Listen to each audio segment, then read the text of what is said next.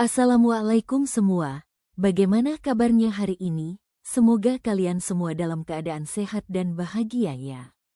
Pada pertemuan kali ini, kita akan membahas materi tentang salat jamak dan kasar.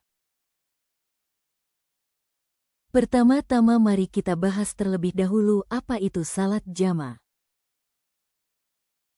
Secara bahasa, kata jamak berarti menggabungkan, menyatukan ataupun mengumpulkan.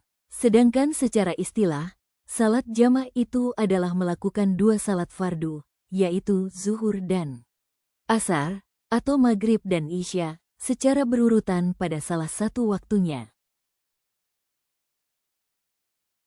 Selanjutnya masuk kepada, salat apa saja sih yang boleh dijamak? Jadi salat yang boleh dijamak itu ada 4, yaitu yang pertama salat zuhur dan asar, dan yang kedua salat maghrib dan isya.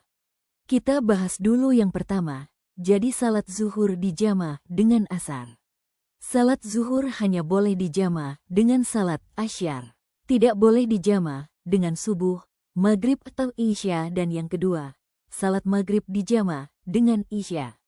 Jadi salat maghrib itu hanya boleh dijamak dengan salat isya. Tidak boleh dijamak dengan salat fardu yang lainnya seperti subuh, zuhur dan asar. Selanjutnya masuk kepada materi jenis-jenis salat jamak. Jenis-jenis salat jamak terdiri atas 2 jenis, yaitunya yang pertama salat jamak takdim dan yang kedua salat jamak takhir. Kita bahas dulu yang pertama yaitu salat jamak takdim. Jamak takdim adalah melakukan 2 salat fardu pada waktu salat yang pertama. Contohnya melaksanakan salat jamak zuhur dan asar. Lalu kita kerjakan salatnya di waktu zuhur, maka itu adalah salat jamak takdim. Kemudian yang kedua adalah salat jamak takhir. Salat jamak takhir adalah kebalikan dari jamak takdim, yaitu melakukan 2 salat fardu pada waktu salat yang kedua. Contohnya apabila kita melaksanakan salat jamak maghrib dan isya lalu kita kerjakan salatnya di waktu isya, maka itu termasuk dengan salat jamak takhir. Selanjutnya yaitu niat salat jamak. Baik, mari kita contohkan satu bacaan niat salat jamak takdim dan satu lagi contoh niat salat jamak takhir. Yang pertama yaitu niat salat jamak takdim zuhur dan asar. Ushali fardos zuhri arba'a raka'atin majmu'an bil asri jama'at takdimin lillahi ta'ala. Dan yang kedua niat salat jamak takhir maghrib dan isya. Ushali fardos maghribi salat saraka'atin majmu'an ma'al isyai jama'ata hirinin adaan lillahi ta'ala. Selanjutnya yaitu syarat-syarat diperbolehkannya seseorang untuk melaksanakan salat jamak.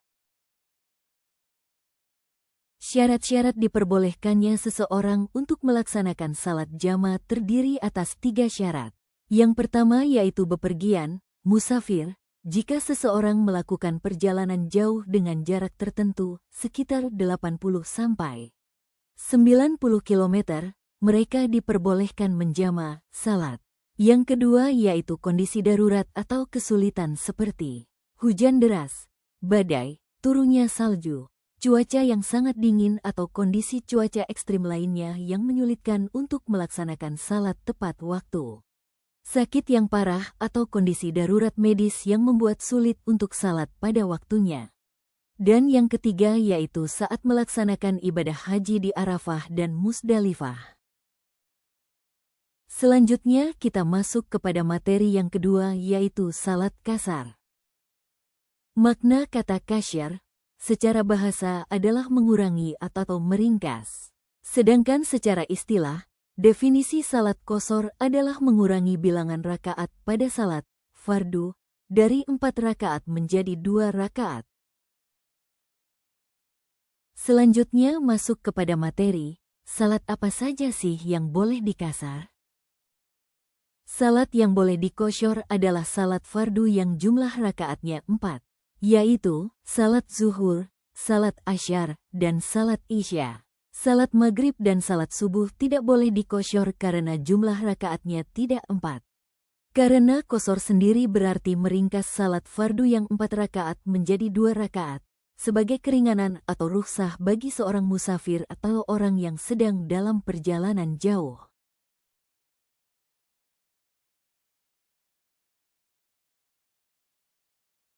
Niat salat qasar zuhur, usolli fardot duhri rokataini koshron lillahi ta'ala. Niat salat qasar asyar, usolli fardol, asri rokataini koshron lillahi ta'ala.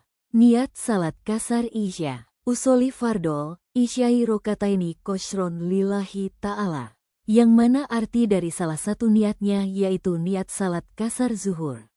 Aku niat salat fardu zuhur 2 rakaat qasar karena Allah Ta'ala. Selanjutnya yaitu syarat diperbolehkannya seseorang untuk melaksanakan salat qasar. Syarat diperbolehkannya seseorang untuk melaksanakan salat qasar terdiri atas 5 syarat. Yang pertama melakukan perjalanan, safar, yang bukan untuk tujuan maksiat. Yang kedua, jarak tempuh perjalanan mencapai batas tertentu, umumnya sekitar 82 km atau lebih. Yang ketiga, niat qasar dilakukan saat takbiratul ihram.